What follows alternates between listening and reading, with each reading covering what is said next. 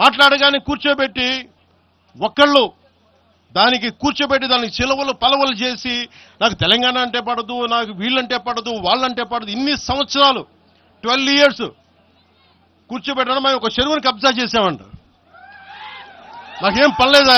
నిజంగా మీరన్నట్టుగా కబ్జా చేస్తే ఇల్లు తగలబెట్టారా? నాది వచ్చి మీరు ఉంచుతారా నన్ను? ఒక్కొక్కళ్ళు కూర్చోబెట్టి 111 జీవోలు ఏమేం చేశారు అటు చూసిపోండి, అటు చూడండి.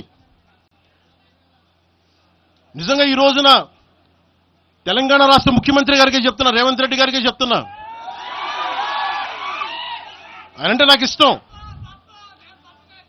ఆయనంటే గౌరవం నాకు.